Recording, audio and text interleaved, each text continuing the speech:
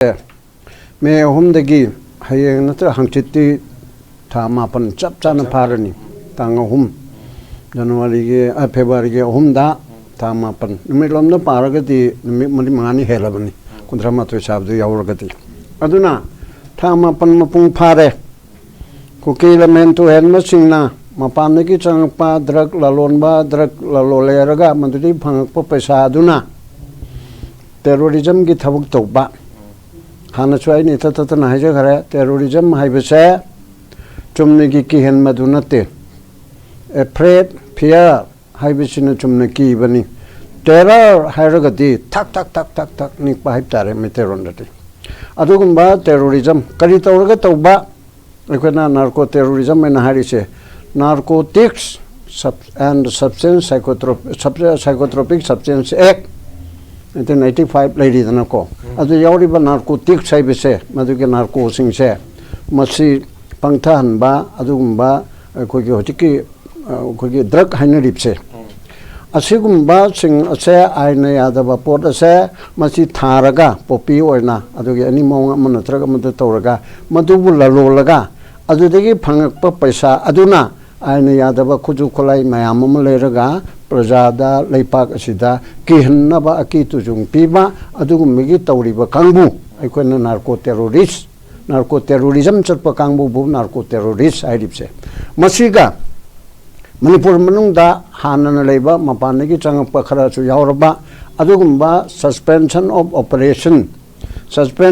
operation ꯍꯥꯏꯕꯅꯤꯀꯣ ꯁꯤꯖ ꯐꯥꯌꯔꯒ ꯈꯦꯠꯅꯩ suspension of ꯑꯣꯄꯔꯦꯁꯟꯁꯤ ꯈꯤꯇꯪ ꯊꯥ ꯈꯔ ꯍꯟꯊꯕꯗ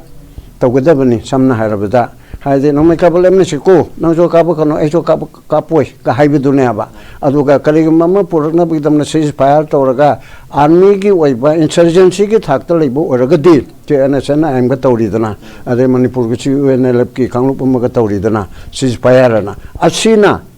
ꯏꯟꯁꯔꯖꯦꯟꯁꯤꯒꯤ ꯁ꯭ꯇꯦꯇꯁꯇ ꯂꯥꯛꯄ ꯀꯧꯋꯦꯕ ꯃꯈꯣꯏꯒꯤꯗꯤ ꯑꯗꯨ ꯅꯠꯇꯕ ꯒꯨꯟꯗꯥ ꯐꯟꯗꯥ ꯇꯧꯔꯝꯕ ꯈꯨꯠꯁꯨ ꯈꯨꯠꯂꯥꯏ ꯄꯥꯏꯕ ꯑꯗꯨꯝꯄꯨ ꯚꯥꯔꯠ ꯁꯔꯀꯥꯔꯅ ꯊꯦꯝꯅꯅꯕ ꯍꯥꯏꯗꯅ ꯁꯁꯄꯦꯟꯁꯟ ꯑꯣꯐ ꯑꯣꯄꯔꯦꯁꯟꯗ ꯁꯨ ꯍꯥꯏꯔꯒ ꯃꯁꯤꯗ ꯇꯧꯕꯅꯦꯕ ꯑꯗꯨꯅ ꯑꯗꯨꯒꯨꯝꯕ ꯀꯥꯡꯕꯨꯁꯤꯡ ꯑꯁꯤꯅ ꯑꯗꯨꯒꯨꯝꯕ ꯃꯤꯇꯩꯗ ꯃꯐꯝ ꯃꯔꯥꯡ ꯁꯨꯛꯈꯪ ꯈꯪꯗꯅ ꯑꯦꯇꯦꯛ ꯇꯧꯔꯛꯄ ꯑꯗꯨꯕꯨ ꯅꯨꯃꯤꯠ 11 ꯂꯩꯔꯒ ꯃꯦꯒꯤ ꯇꯥꯡ 23ꯗꯗꯤ ꯏꯂꯦꯛꯇꯦꯠ ꯒꯣꯔꯃꯦꯟ ꯑꯃꯒꯤ ꯗ ꯌꯥꯎꯔꯤꯕ ꯏꯂꯦꯛꯇꯦꯠ ꯔꯤꯄ꯭ꯔꯖꯦꯟꯇꯦꯇꯤꯚ ꯑꯥꯏꯟꯅ ꯌꯥꯕ ꯚꯥꯔꯠ ꯁꯪꯕꯤꯙꯥꯟꯒꯤ ꯃꯈꯥꯗ ꯌꯥꯕ ꯑꯗꯨꯒꯨꯝꯕ ꯀꯨꯀꯤ ꯖꯣꯃꯥꯔ MLA ꯍꯧꯖꯤꯛꯇꯤ ꯀꯨꯀꯤ ꯈꯛꯇ ꯍꯥꯏꯕꯁꯨ ꯌꯥꯗꯦꯀꯣ ꯃꯣꯏꯅ ꯍꯥꯟꯅꯗꯒꯤ ꯌꯥꯝ ꯈꯥꯏꯗꯣꯛꯆꯔꯝꯕꯅꯦ ꯑꯩꯈꯣꯏꯅ ꯄꯨꯟꯁꯤꯜꯍꯟꯕꯅꯦ ꯍꯥꯏꯌꯦꯕ ꯑꯩꯈꯣꯏꯒꯤ ꯀꯨꯀꯤ ꯖꯦꯟꯇꯜꯃꯦꯟ ꯑꯃ ꯑꯩꯒꯤ ꯃꯔꯨꯞ ꯃꯄꯥꯡ ꯑꯃꯅ ꯍꯥꯏꯔꯛꯄꯗ ꯑꯩꯈꯣꯏꯗꯤ ꯖꯣꯒ ꯀꯩꯅꯣꯒ ꯀꯨꯀꯤꯒ ꯑꯗꯩ ꯄꯥꯏꯇꯦꯒ ꯑꯗꯨꯒ ꯋꯥꯏꯐꯩꯒ ꯁꯨꯃꯥꯏꯅ ꯇꯧꯗꯅ ꯄꯨꯝꯂꯣꯏ ꯂꯣꯏꯔꯝꯃꯕꯅꯤ ꯑꯣꯖꯥꯃꯅꯤ ꯑꯗꯨꯅ ꯍꯣꯏ ꯃꯩꯇꯩꯅ ꯇꯥꯡ 3ꯗꯒꯤ ꯄꯨꯟꯁꯤꯟꯅꯍꯟꯕꯤꯔꯦ ꯁꯕꯥꯁ ꯃꯩꯇꯩ ꯍꯥꯏꯅ ꯍꯥꯏꯔꯤꯑꯕ ꯑꯩꯈꯣꯏꯅ ꯑꯃꯨꯛ ꯐꯥꯒꯤ ꯇꯧꯋꯤ ꯑꯗꯣ ꯃꯩꯇꯩꯁꯨ ꯃꯆꯣꯏ ꯇꯥꯗꯅ ꯑꯃꯒ ꯅꯪꯅ ꯍꯥꯏꯔꯗꯤ ꯌꯥꯗꯕ ꯑꯩꯅ ꯍꯥꯏꯔꯗꯤ ꯇꯧꯕ ꯍꯥꯏꯅ ꯇꯧꯔꯝꯕꯗ ꯁꯣꯝꯗꯁꯨ ꯃꯩꯇꯩꯁꯨ ꯄꯨꯟꯁꯤꯜꯂꯦꯅꯦ ꯍꯥꯏꯗꯅ ꯐꯥꯒꯤ ꯇꯧꯅꯩꯑꯕ ꯄ꯭ꯔꯃꯥꯟꯕ ꯑꯗꯨꯅ ꯑꯗꯨꯒꯨꯝꯕ ꯃꯌꯥꯝ ꯑꯁꯤꯒꯤ MLA ꯀꯨꯀꯤ ꯖꯣ ꯃꯥꯔꯒꯤ ꯑꯗꯨꯅ ꯀꯨꯀꯤ ꯈꯛꯇ ꯀꯨꯀꯤ MLA ꯈꯛꯇ ꯍꯥꯏꯕ ꯌꯥꯗ꯭ꯔꯤꯕꯁꯦ ꯀꯨꯀꯤ ꯖꯣ ꯃꯔꯝ ꯖꯣꯅ ꯑꯃꯨꯛ ꯁꯥꯎꯋꯦꯕ ꯀꯔꯤ ꯀꯨꯀꯤꯅ ꯀꯩꯗꯧꯗꯣꯏꯕ ꯃꯣꯏ ꯑꯩꯈꯣꯏꯒꯤ ꯁꯔꯨꯛ ꯑꯃꯅꯦꯅ ꯍꯥꯏꯕ ꯋꯥꯅꯤ ꯍꯌꯦꯡ ꯑꯩꯈꯣꯏꯒ ꯈꯥꯏꯗꯣꯛꯅꯔꯛꯀꯗꯣꯏꯅꯤ ꯍꯥꯏꯕ ꯑꯗꯨꯅꯆꯤꯡꯕ ꯃꯌꯥꯝ ꯑꯃ ꯂꯩꯔꯦꯀꯣ ꯑꯗꯨꯒꯨꯝꯕ MLA 10 including 2 ministers present honorable chief ministerꯒꯤ ꯃꯈꯥꯗ ꯂꯩꯕ cabinet ꯑꯅꯤ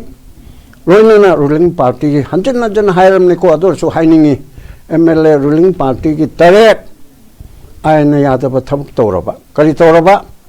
ꯗꯤꯃꯥꯟ ꯑꯃ ꯇꯧꯕꯨ ꯑꯥꯏꯟꯅ ꯌꯥꯗꯕ꯭ꯔꯥꯅ ꯍꯥꯏꯕ ꯌꯥꯗꯦ ꯃꯣꯏ ꯃꯤꯅꯤꯁꯇꯔꯅꯤ MLAꯅꯤ ruling partyꯅꯤ ꯃꯣꯏ ꯄꯥꯔꯇꯤꯅ ꯂꯦꯞꯅꯕ ꯋꯥꯐꯝꯁꯨ ꯅꯠꯇꯦ ꯃꯁꯤ ꯌꯥꯗꯕ ꯄꯣꯠ ꯑꯃꯅꯦꯕ ꯑꯥꯏꯟꯅ ꯆꯤꯐ ꯃꯤꯅꯤꯁꯇꯔ ꯑꯃꯁꯨꯡ ꯃꯥꯒꯤ ꯀꯦꯕꯤꯅꯦꯠ ꯀꯣꯂꯤꯛꯁꯦ ꯀꯂꯦꯛꯇꯤꯚ ꯔꯦꯁꯄꯣꯟꯁꯤꯕꯤꯂꯤꯇꯤꯅꯤ ꯀꯣꯟꯁꯇꯤꯇ꯭ꯌꯨꯁꯟꯗ ꯁꯦꯡꯅ ꯍꯥꯏꯔꯕꯅꯤ ꯆꯤꯐ ꯃꯤꯅꯤꯁꯇꯔꯅ ꯌꯥꯗꯕ ꯀꯦꯕꯤꯅꯦꯠꯁꯦ ꯂꯩꯕ ꯌꯥꯗꯦ ꯃꯣꯠ ꯃꯥꯟꯅꯗ꯭ꯔꯗꯤ ꯇꯣꯛꯄꯤꯔꯣ ꯍꯥꯏꯕ ꯑꯃ ꯅꯠꯇ꯭ꯔꯒ ꯂꯧꯊꯣꯛꯄ ꯑꯃ ꯑꯗꯨ ꯇꯧꯒꯗꯕꯁꯤꯅ ꯇꯥꯡ 12 ꯃꯦꯒꯤꯁꯤꯗ ꯄ꯭ꯔꯦꯁ ꯁ꯭ꯇꯦꯠꯃꯦꯟ ꯊꯣꯛꯑꯦ ꯑꯗꯨꯒ ꯏꯂꯦꯛꯇ꯭ꯔꯣꯅꯤꯛ ꯃꯦꯗꯤꯌꯥꯗꯅ ꯅꯨꯃꯤꯠꯇꯨꯗ ꯑꯗꯨꯝ ꯌꯥꯎꯔꯦ ꯑꯗꯨꯒ ꯈꯕꯔꯁꯤꯡꯗꯅ ꯅ꯭ꯌꯨꯁꯄꯦꯄꯔꯗꯅ ꯅꯣꯡꯉꯥꯜꯂꯒ 13ꯗ ꯌꯥꯎꯔꯦ ꯃꯗꯨꯗꯤ ꯑꯩꯈꯣꯏ ꯃꯅꯤꯄꯨꯔꯒꯤ ꯒꯃꯦꯟꯁꯤꯒꯤ ꯃꯈꯥꯗ ꯂꯩꯕ ꯉꯝꯃꯔꯣꯏ ꯑꯩꯈꯣꯏ ꯇꯣꯈꯥꯏꯕ administration ama separate from the state of Manipur ni makai paragraph ani subada ahan bada yauri do ꯍꯥꯏꯗꯤ ꯆꯨꯝꯅꯒꯤ ꯑꯦꯗꯃꯤꯅꯤꯁꯇ꯭ꯔꯦꯁꯟ ꯑꯃ ꯇꯧꯕꯤꯔꯣ ꯑꯣꯇꯣꯅꯣꯃꯤ ꯑꯃ ꯄꯤꯕꯤꯌꯣ ꯍꯥꯏꯕꯗꯪ ꯅꯠꯇꯕ ꯁꯦꯄꯔꯦꯠ ꯇꯣꯉꯥꯟꯕ ꯃꯅꯤꯄꯨꯔ ꯒꯣꯔꯃꯦꯟꯒ ꯅꯠꯇꯕ ꯃꯅꯤꯄꯨꯔ ꯅꯠꯇꯕ ꯃꯅꯤꯄꯨꯔꯒ ꯅꯥꯏꯕꯔ ꯑꯣꯏꯕꯒꯤ ꯚꯥꯞꯇ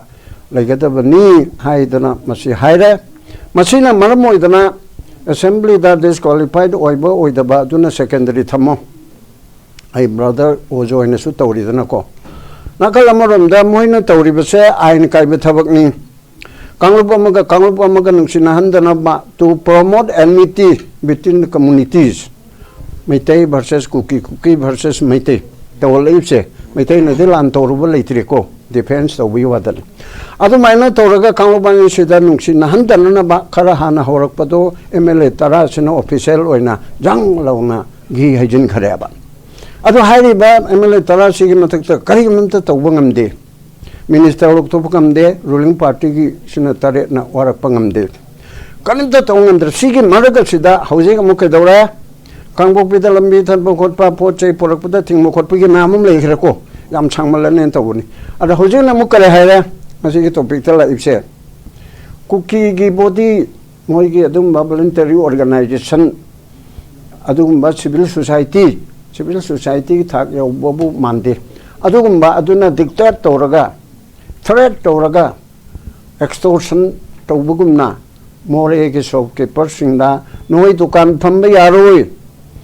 ꯃꯅꯤꯄꯨꯔꯤ ꯑꯗꯨꯒꯨꯝꯕ ꯃꯩꯇꯩ ꯀꯃꯥꯟꯗꯣ ꯐꯣꯔꯁ ꯃꯣꯏ ꯂꯣꯟꯗꯥꯗ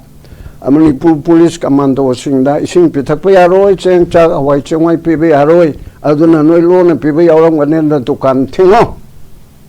ꯍꯌꯦꯡꯗꯒꯤ ꯍꯥꯏꯕ꯭ꯔꯥ ꯑꯗꯨ ꯊꯤꯡꯉꯣ ꯑꯍꯨꯝꯗꯒꯤ ꯊꯤꯡꯒꯗꯕꯅꯤ ꯍꯥꯏꯔꯤꯕ ꯑꯆꯧ ꯑꯀꯟꯕ ꯗꯤꯛꯇꯦꯠ ꯑꯃ ꯇꯧꯔꯦꯕ ꯁꯤ ꯉꯁꯥꯏꯒꯤ ꯂꯣꯅ ꯌꯥꯕ ꯌꯥꯗꯕꯗꯨꯗꯤ ꯍꯪꯉꯨꯗꯅ ꯀꯥꯟꯗ ꯁꯤꯕꯨ ꯂꯣꯅ ꯌꯥꯕ꯭ꯔꯥꯅꯦ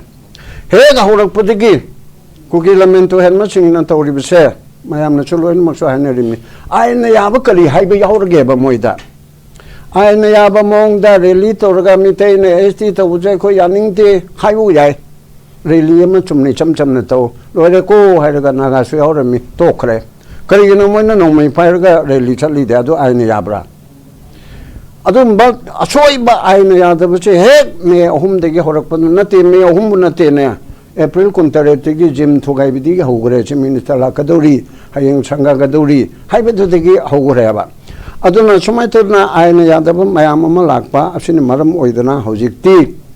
ꯃꯣꯏꯒꯤ ꯚꯣꯂꯨꯟꯇꯔꯤ ꯑꯣꯔꯒꯅꯥꯏꯖꯦꯁꯟ BBF ꯍꯥꯏꯕ꯭ꯔꯥ ꯅꯪ ꯉꯁꯥꯏ ꯍꯥꯏꯈꯤꯕꯗꯣ ꯑꯗꯨꯅ ꯃꯤꯇꯩ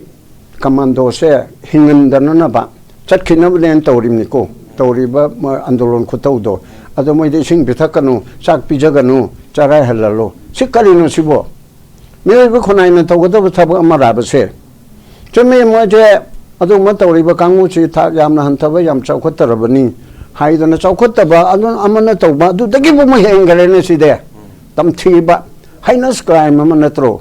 ꯃꯤ ꯃꯌꯥꯝ ꯑꯃ ꯍꯥꯠꯀꯦ ꯍꯥꯏꯕ ꯀꯃꯥꯟꯗꯣꯁꯤꯡꯗ ꯅꯠꯇꯅ ꯗꯨꯀꯥꯟꯗꯨ ꯊꯤꯡꯉꯕꯣꯔꯗꯤ ꯀꯃꯥꯟꯗꯣ ꯅꯠꯇꯕ ꯃꯩꯇꯩ ꯅꯠꯇꯕ ꯃꯥꯔꯋꯥꯔꯤ ꯂꯩꯔꯝꯒꯅꯤ ꯂꯩꯔꯤ ꯇꯥꯃꯤꯜ ꯃꯆꯥ ꯂꯩꯔꯤ ꯄꯥꯡꯒꯜ ꯂꯩꯔꯤ ꯑꯇꯣꯞꯄ ꯀꯥꯡꯂꯨꯞ ꯃꯌꯥꯝ ꯑꯃ ꯂꯩꯔꯤꯀꯣ ꯑꯩꯈꯣꯏꯅ ꯅꯦꯄꯥꯂꯤ ꯂꯩꯔꯤ ꯑꯩꯈꯣꯏꯅ ꯄꯟꯕꯗ ꯌꯥꯎꯗꯕ ꯑꯗꯨꯒꯨꯝꯕ ꯃꯌꯥꯝ ꯑꯗꯨꯁꯨ ꯁꯣꯞꯀꯤꯄꯔꯁꯤꯡꯁꯤꯅ ꯗꯨꯀꯥꯟ ꯍꯥꯡꯗ꯭ꯔꯕꯗꯤ ꯄꯨꯝꯅꯃꯛ ꯑꯁꯦ ꯄꯤꯖꯒꯅꯨ ꯄꯤꯊꯛꯀꯅꯨ ꯍꯥꯏꯕꯅꯦꯕ ꯏꯟꯀ꯭ꯂꯨꯗꯤꯡ ꯃꯣꯏꯒꯤ ꯀꯨꯀꯤ ꯄ꯭ꯔꯖꯥꯁꯤꯡꯁꯨ ꯗꯨꯀꯥꯟꯗꯒꯤ ꯆꯥꯔ ꯃꯣꯏꯒꯤꯗ ꯂꯣꯟ ꯂꯧꯗꯣꯔꯤꯕ꯭ꯔꯥ ꯈꯪꯗꯦ ꯑꯗꯨꯅ ꯁꯤꯒꯨꯝꯕ ꯇꯧꯔꯤꯕ ꯑꯥꯏꯟꯅ ꯌꯥꯗꯕ ꯊꯕꯛꯁꯦ ꯃꯁꯤ ꯃꯅꯤꯄꯨꯔ ꯒꯣꯔꯃꯦꯟꯅ ꯈꯨꯗꯛꯇ ꯊꯤꯡꯒꯗꯕꯅꯤ ꯃꯗꯨꯗ ꯗꯔꯀꯥꯔ ꯂꯩꯕ ꯁꯤꯄꯥꯏꯗꯣ ꯑꯩꯈꯣꯏꯅ 5,000 10 ꯒꯥꯔꯤ 5 10 ꯅꯠꯇꯦꯅꯦ ꯍꯧꯖꯤꯛ ꯂꯩꯔꯤꯕ ꯁꯤꯅ ꯑꯗꯨꯝ ꯌꯥꯔꯦꯅꯦ ꯃꯊꯧ ꯇꯧꯍꯜꯂꯣ ꯑꯗꯨꯗ ꯑꯣꯔꯗꯔ ꯑꯗꯨꯗ ꯍꯥꯏꯕꯒꯤ ꯗꯔꯀꯥꯔ ꯂꯩꯇꯦ ꯑꯗꯨꯒꯤ ꯄꯣꯠꯇꯨꯗ ꯀ꯭ꯔꯤꯁꯅ ꯇꯣꯝꯕꯤꯗ ꯁꯛꯇꯤ ꯄꯤꯔꯣ ꯍꯥꯟꯅꯁꯨ ꯄꯤꯗꯨꯅ ꯂꯩꯔꯤꯃꯤ ꯑꯗꯩꯗ ꯃꯣꯏꯅ ꯃꯇꯤꯛ ꯆꯥꯅ ꯊꯤꯡꯒꯗꯕꯅꯤ ꯑꯗꯨꯗ ꯆꯤꯡ ꯃꯥꯟ ꯋꯥꯔꯛ ꯇꯧꯕꯅꯤꯅ ꯗꯤꯐꯤꯀꯜꯇꯤꯁ ꯃꯌꯥꯝ ꯑꯃ ꯀꯣ ꯑꯗꯨꯒꯨꯝꯕ ꯗꯤꯐꯤꯀꯜꯠ ꯇꯦꯔꯦꯟ ꯂꯩꯕ ꯈꯣꯠꯄ ꯑꯗꯨꯒꯤ ꯈꯨꯗꯣꯡꯆꯥꯗꯕꯨꯗꯤ ꯂꯩꯔꯝꯒꯅꯤ ꯑꯗꯨ ꯑꯣꯏꯔꯁꯨ ꯔꯤꯑꯦꯟꯐꯣꯔꯁꯃꯦꯟꯁꯤ ꯊꯥꯖꯤꯟꯗꯅ ꯇꯛꯈꯥꯏꯒꯗꯕꯅꯦꯕ ꯑꯗꯨꯗ ꯉꯔꯥꯡꯒ ꯇꯧꯔꯤꯗꯨꯕꯨ ꯃꯤꯇꯩꯅ ꯇꯧꯋꯦꯅ ꯇꯧꯔꯤꯕ ꯖꯥꯠꯂꯣ ꯑꯁꯥꯝ ꯔꯥꯏꯐꯜꯁꯦ ꯅꯣꯏ ꯃꯤꯇꯩꯒꯤ ꯃꯤꯆꯪ ꯆꯪꯉꯤ ꯆꯠꯂꯣ ꯀꯥꯏꯅ ꯁꯣꯝꯗ ꯋꯥꯡꯉꯨꯗꯔ ꯀꯩꯅꯣ ꯀꯨꯝꯕꯤꯗ ꯃꯤꯇꯩ ꯅꯨꯄꯤ ꯈꯔꯅ ꯀꯩꯅꯣꯗ ꯏꯟꯊꯣꯛꯈꯤꯕꯗꯣ ꯀꯔꯤ ꯔꯦꯖꯤꯃꯦꯟ ꯑꯃꯗ ꯑꯗꯨꯒꯨꯝꯅ ꯁꯤꯁꯤꯗ ꯃꯣꯏꯁꯨ ꯇꯝꯕꯗꯅ ꯍꯤꯟꯗꯤꯒ ꯉꯥꯡꯉꯗꯅꯀꯣ ꯃꯁꯤꯗ ꯇꯧꯔꯤꯑꯕ ꯑꯩꯈꯣꯏꯅ ꯃꯁꯤ ꯌꯥꯝ ꯍꯥꯏꯅꯤꯡꯗꯦ ꯑꯗꯨꯅ ꯁꯤꯒꯨꯝꯕ ꯑꯩꯅ ꯌꯥꯗꯕꯇ ꯅꯠꯇꯅ heinous crime against humanity mi amada anida nataba kanglup amada amachu atai kanglup singda chu moi masa chu yauna moi gi kanglup chu yauna aduda awutpa aneba piba pot amane aba aduna mase mapandagi changakpa mayamgi influence aduki khudong chaba lawraga su chatnariba aduki su chatnaba na moina kanarib se kalino ibu su dadi khud thaba yade niyom kaina tawraga di yaigo adu bawbuda moigi monitoring group na recommend tawraktadi yade haibanina adai moina khud thaba yadre haire ST oibigi khudong chabam chulawre minority oibigi ama lawre Christian chatpigi ama Pithibida America European Union kalai haire hojipudi mayam bhap tanare aduna sigumba mayam am tawbasida machi thingi haradi manipur government na tawbu ngamjadarabadi 355 fajana chana halo chana de na highway to hygiene narano hojikti 355 kamai chana gani mungkin mayam da jo jikan khannerimni ordo thokpra thoktabra thokom to ena ma motpi ai ju ordo thokadamni District Magistrate na 144 salai bada salai re hairaga yabra prohibition order thoi 352 tawbada proclamation of emergency tawbada thoi 356 president rule tawbada thoi 355 ti koi bung amana logi amana hai ado aina so haire order thoi da bane habisidi khatang langa da mali amutang yengu order ama thokana ba ID educative order oirapsu ama thokani thokta bama layaba thokte habigi de masigi advisor sishu kanona hapchare adigi unified command se governor na thoi base article chamago humputaruk of the constitution of India ki makhada state government ki thabak punamak se executive na pass to thabak punamak se masi function se in the name of governor to gadam 166 ko adu India ki na 77 oirini aduna 166 ki makhada governor na tawbanina mase chief minister na final approval piraga governor ti add an advice by the council of minister laibanina governor na tongana kusira si tawbangam jade masi chief minister ge approval piraga tawbana adu di am ngangna khre ko atei mamna adu maina unified command si su pithok khare mana pithoe madu aina yabra yadabra haiba mam du kupna nainari aduna sumaina tawbugi malaga chmoina ngamjadaramnina 355 che tasengna tawragati tawdi haibi gamdi 355 tawragati army sing sabtana sijinagadamne aba ada question nama chu yai adu army sijinar sidin army sijin 355 na tabalaina union list entry number 2A list ahum leibasida 7 schedule da list ahum union list number 1 adu state list number 2 concurrent list number 3 list number 1 union list asigi entry 2A da kona hapchalakpani karigumba state amada natraga saruk amada adugumba armed forces ki paramilitary ki darkar le hana khalabadi central government na thabangami adu in aid of the civil administration mateng pangna ba aduga control budi center na togani tokum tokpani haina haibasina adugi makada se governor na tang ahum da mari da kore be se khoi na tang ni pan mapan da citizen for justice ke taraf tu unab da man se na hayaba tang ahum da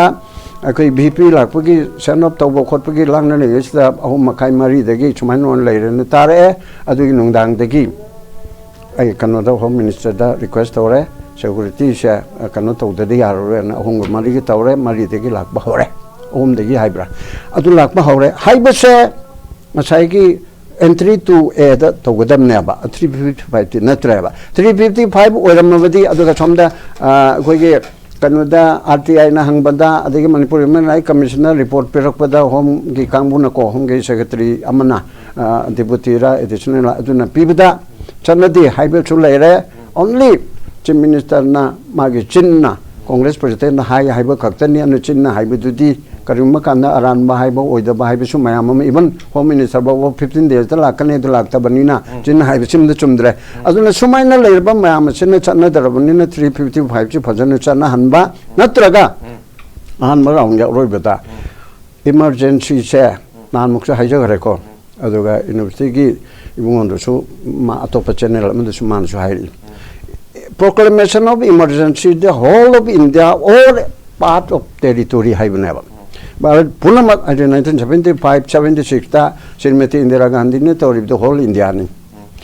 aduga Bengal gi pokpaduna East Pakistan da Indira Gandhi na tawgiba lan adudana Siddhartha Sankarai na kogi kanosi West kano East Pakistan digi mi si korora me hana change ai tawbanga maroi na center na tawbiro na 356 ko na tawleba aduda machet tawgiba leiteba adu lo hibisidi no ba tawba ya banina mayam se ai sum khanna jabada sum thibada 352 se masi president na proclaim tawna ba council of minister indana tawna ba manipur gi kanona biren government na chu tawbiya appropriate sense ni ko ma thaja dare mai mota 350 to chala hello haibnate ma legedam ni but tengnopal district se more khakta hair gati phajadre tengnopal district